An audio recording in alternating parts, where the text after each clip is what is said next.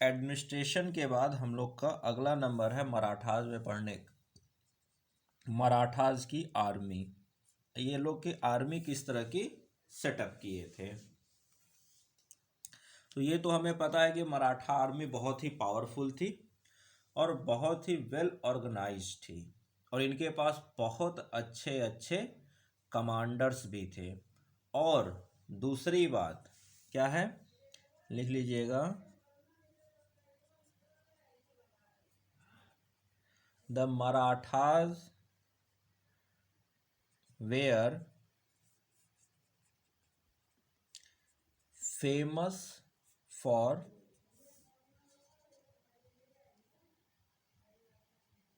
Guerrilla warfare.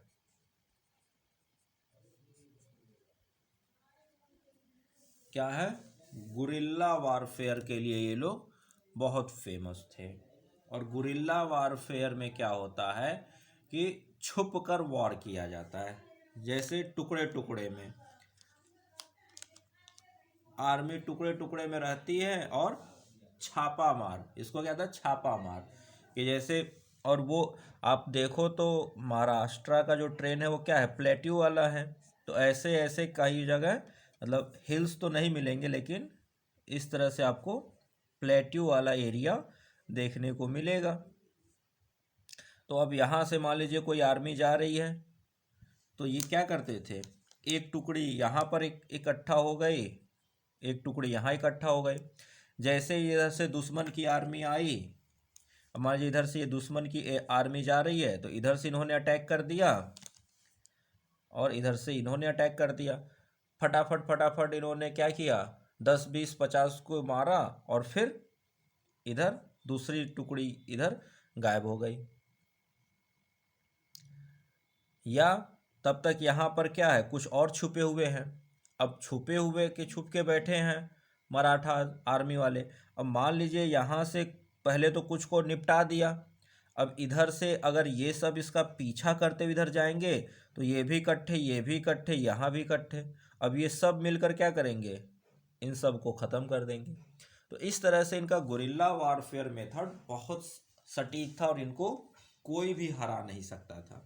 Third battle of Panipat में जो इनकी हार हुई, उसमें मैंने आपको बताया, लिखवाया था कि वहाँ पर इनको गुरिल्ला वॉरफेयर करने का मौका नहीं मिला, क्योंकि पानीपत का एरिया क्या था, खुला बैटल ग्राउंड था, ओपन बैटल ग्राउंड।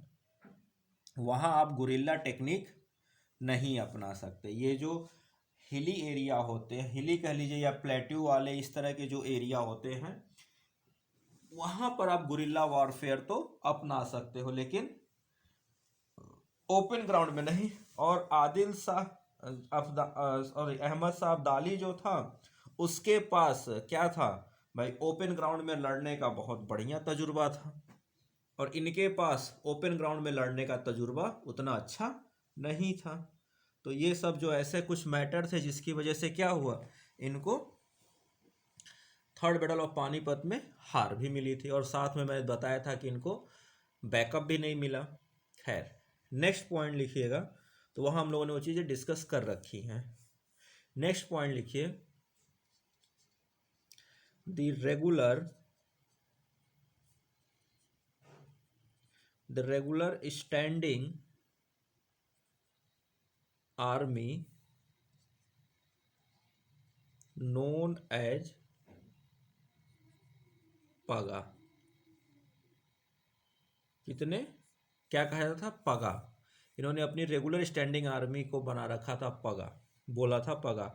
और कितने, तो अबाउट 30,000 to 40,000, इतने संख्या के सैनिक इनके पास हमेशा परमानेंट रेगुलर स्टैंडिंग आर्मी ये अपने पास रखते थे। बाकी तो फिर कॉन्फेडरेसी जो आगे चल के बन गई, कॉन्फेडरेसी सिंधिया, होलकर, गायकवाड़, तो वो लोग भी अपनी सेना रखने लगे। ठीक है, नेक्स्ट पॉइंट लिखिएगा, हाँ लिखिए, स्टैंडिंग आर्मी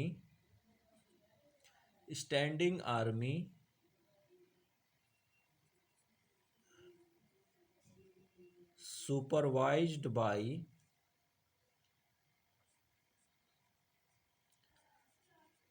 हवलदार। स्टैंडिंग आर्मी सुपरवाइज्ड बाय हवलदार। और इस हवलदार की क्या होती थी? Have fixed salary. हवलदार की होती थी फिक्स्ड सैलरी। ठीक है, क्यों? क्योंकि इसको होना चाहिए क्या? राजा का वफादार। तो राजा का वफादार तभी होगा जब इसका सोर्स का इनकम राजा यानी कि छत्रपति की तरफ से आएगा। तो इस वजह से इसको फिक्स इनकम दिया जाता था। नेक्स्ट लिखिए, द लोवेस्ट हेड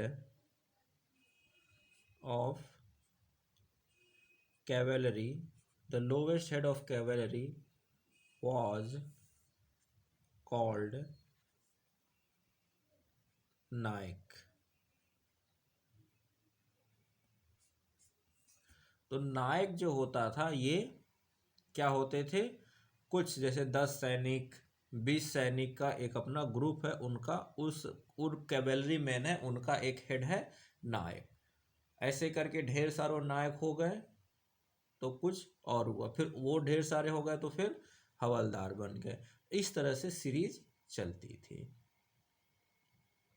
ठीक है, अब कैवेलरी जो थी ये 30 से 40 हज़ार की जो स्टैंडिंग कैवेलरी थी, इसमें भी इन्होंने एक डिवीजन बनाया था। इसमें भी इन्होंने क्या किया था? एक डिवीजन बनाया था। तो इसको लिख लीजिए, लिखिए, there were two divisions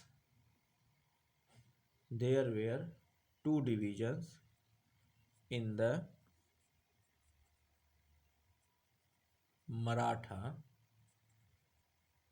cavalry. 2 division उन्होंने बनाए थे। कैसे? तो पहला डिवीजन को कहा जाता था बर्गिस। ठीक, और दूसरा डिवीजन था उसको कहा जाता था सिलहदार।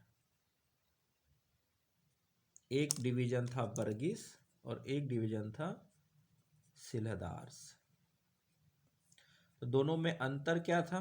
भाई 2 डिवीजन क्यों बना रहे हो? तो दोनों में अंतर इस वजह से था कि दोनों की सैलरी का तरीका, सैलरी देने का तरीका अलग था। जैसे ये जो बर्गिस होते थे, ये लिखिए, equipped and paid by state. यानी कि इनकी सैलरी रॉयल ट्रेजरी के खजाने से जा रही है, स्टेट पे कर रहा है ना। यानी कि छत्रपति डायरेक्ट इनकी सैलरी दे रहा है। क्यों? क्योंकि ये बर्गिस क्या है? ये बर्गिस इक्विप्ड हैं, इनके पास सारे साजो सामान वगैरह की सब कुछ का खर्चा कौन उठाएगा? स्टेट उठाएगा। इनके घोड़े का भी खर्चा कौन उठाएगा? स्टेट उठाएगा। इनके इनके हथियार का खर्चा, इनके मतलब इनकी सैलरी सब कुछ कौन देगा? स्टेट। जैसे इंडियन आर्मी, अब इंडियन आर्मी को ये तो है ना कि उनको हथियार खुद अपने पैसे से खरीदने हैं। उनको जितने जो बंदूकें चाहिए, जो भी इक्विपमेंट चाहिए, सब क्या है? सरकार की तरफ से प्रोवाइड किए जाते हैं। तो वैसे ही ये क्या थे? ये जो थे ये पूरी तरह से स्टेट के सोल्जर्स हुआ करते थे। और जो सिलेदार्स थे इनको लिखिएगा, मेंटेन्ड बाय नोबल्स। यानी कि जो जमींदार हैं या जो अष्ट प्रधान हैं या बाकी और जो इक्विप्ड लोग हैं, उनको भी कुछ सेना या अपने अपनी सुरक्षा, अपने एरिया, जैसे सूबेदार हैं, इन लोगों के पास भी कुछ न कुछ सेना की टुकड़ी हुआ करती थी। तो उन लोगों को भी क्या करना पड़ता था, अब जब युद्ध होता था या सेना जो पड़ती, तो ये लोग भी क्या करते थे, अपने सैनिक इस पगा में आकर मिलाते थे, ताकि हमारे छत्रपति की सेना की साइज बढ़े, तभी तो हम जीत पाएंगे। तो इस तरह से क्या होता था कि कुछ सैनिक, ये लोग भी नोबेल्स यानी कि सूबेदार और बाकी लोग अपने अंडर मेंटेन करते थे, तो उनका खर्चा वही उठाते थे, उनका खर्चा स्टेट नहीं उठाता था। तो भाई जब आप सूबेदार हो, आप पर सारा टैक्स वसूलने का जिम्मेदारी है, तो आप वो अपने सूबे से, अपने परगना से आप टैक्स वसूले, उस टैक्स से फिर आपने खर्चा दिखाया ना कि भाई मेरी सैलरी इतनी है, मैंने इतना आर्मी पर खर्च किया, इतना समाज सेवा पर खर्च किया, इतना यहाँ खर्च किया, और ये रहा बचा हुआ रेवेन्यू आपका। यही ना अकाउंट होता है, इसी तरह से अकाउंट मेंटेन होता था। तो ये सब कुछ, तो उस तरह से सिलेदार, तो अगर आपसे कभी पूछो सिलेदार क्या थे, तो सिलेदार जो थे वो मुगल आर्मी की ही सेना है, लेकिन उसको मेंटेन कौन कर रहा है, नोबेल्स को दे दिया गया, कहा कि लो भैया ये, या यूं कहिए कि कहा गया कि लो ये देखो, ये 40,000 हमारे सैनिक हैं। तो छत्रपति ने कहा 40,000 में से क्या करो, 25,000 अपने पास रख लो, और बचे 15,000 में से क्या करो, 3-3 हजार 5 सूबेदारों को बांट दे दो। तो 3-3 हजार जो 5 सूबेदारों के गए, तो 15,000 से सैनिक वहां चले गए सूबेदारों के अंडर। तो वो 3-3 हजार जो सैनिक हैं, उनकी पूरी खर्चा व्यवस्था, मेंटेनेंस कौन देखेगा, सिलेदार देखेगा। ठीक है ना। और जो 25,000 अपने पास रखा गया है, वो हैं बर्गिस, और वो क्या करेंगे, उनका पूरा मेंटेनेंस खर्चा कौन देखेगी, स्टेट, यानी डायरेक्ट छत्रपति के, यानी रॉयल ट्रेजरी से उनका सब कुछ जाएगा। ठीक है, नेक्स्ट पॉइंट लिखिए।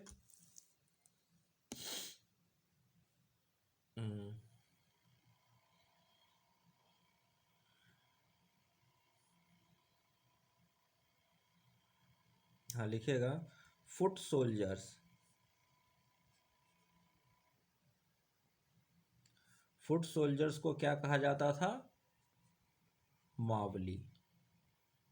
भाई कैवेलरी मैन कौन होते, जो घुड़सवार होते थे, उनको कैवेलरी कहा जाएगा, उनके पास हथियार वगैरह, और जो पैदल सेना होती थी उनको कहा जाता था मावली। ठीक है, और ये हर तरह से ये युद्ध भी करते थे, ये पैदल ही चलते थे, और जहाँ सेना ठहरती थी वहाँ पर सारा काम, टेंट बनाना, सबका वो खाना बनाना वगैरह वगैरह सब कुछ मावली वगैरह ही मिलकर आपस में किया करते थे। साथ में और भी पूरी होता था, लेकिन ये लोग भी सब कुछ उसमें काम करते थे। ठीक है, नेक्स्ट पॉइंट लिखिएगा,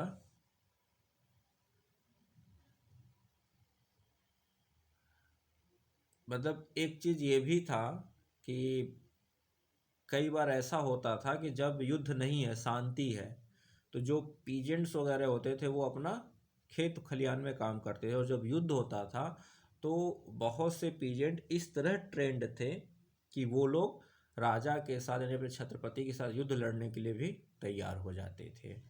इतना तक इन लोगों के आपस में अपने राजा के प्रति वफादारी थी। नेक्स्ट पॉइंट लिख लीजिएगा, Shivaji Shivaji also built Shivaji also built a powerful navy. Shivaji also built a powerful navy. ठीक,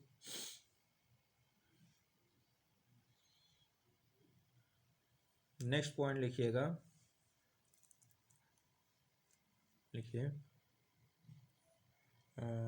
लिखिए शिवाजी हैड, ऐसे लिखिए had many forts under him. उनके अंडर में बहुत से फोर्ट थे। हमने देखा था 35 फोर्ट तो उसी वक्त जीत चुके थे जब ट्रीटी ऑफ पुरंदर हुई थी। उसके बाद भी कहा था कि सैकड़ों फोर्ट इनके कंट्रोल में थे। कितने? सैकड़ों फोर्ट। और जब फोर्ट होता है तो जाहिर सी बात है उस फोर्ट के जो है उसके आसपास के लिए मैंने आपको बता रखा है कि फोर्ट कैसे अपने आसपास के सारे एरिया पर कंट्रोल करता है। तो जब इतने ढेर सारे फोर्ट हैं तो फोर्ट को भी आपको क्या करना पड़ेगा? मजबूत बनाना पड़ेगा। वहाँ पर भी आपको क्या करना पड़ेगा? मजबूत लोगों को रखना पड़ेगा। अपने फोर्ट के कमांडर को पर भी नज़र रखनी पड़ेगी। अपना विश्वास पात्र रखना पड़ेगा। तो लिखिएगा ईच फोर्ट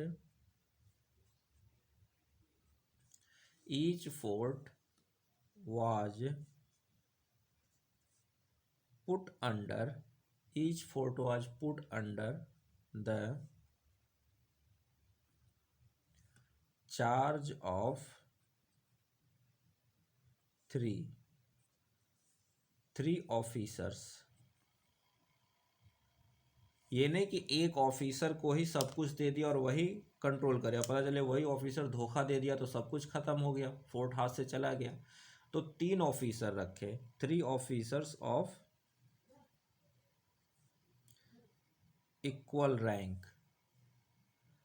कौन कौन से? तो लिखिए सबनिस,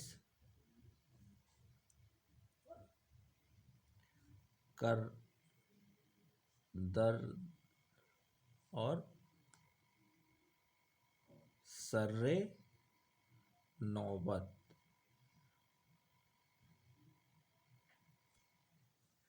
और क्यों रखे? तो लिखिए फॉर म्यूचुअल चेक एंड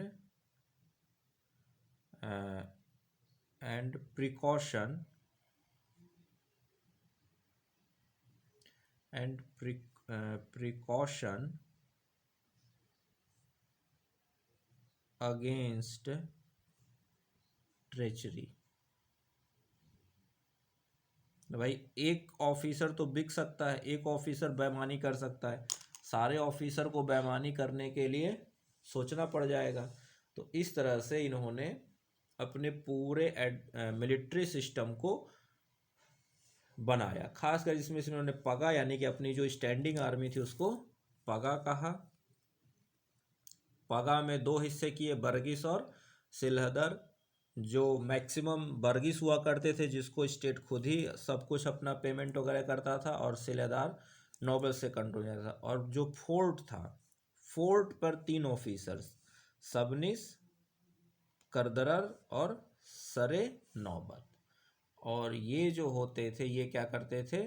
ये सब इन्होंने एक तरह से कैसे कि भाई कोई एक ऑफिसर ऐसा ना हो कि उसके हाथ में इतनी पावर आ जाए कि वो जैसे चाहे वैसे चीज़ों को अपने हिसाब से यूज करने लगे और स्टेट का नुकसान कर बैठे। तो इस तरह से इन्होंने पूरी चीज़ों को चेक एंड बैलेंस किया। अब इसके बाद आते हैं रेवेन्यू पर। ये इतना, तो इसको अगर नोट डाउन कर लिया है तो हम लोग चलते हैं अब इनके रेवेन्यू सिस्टम को समझते हैं।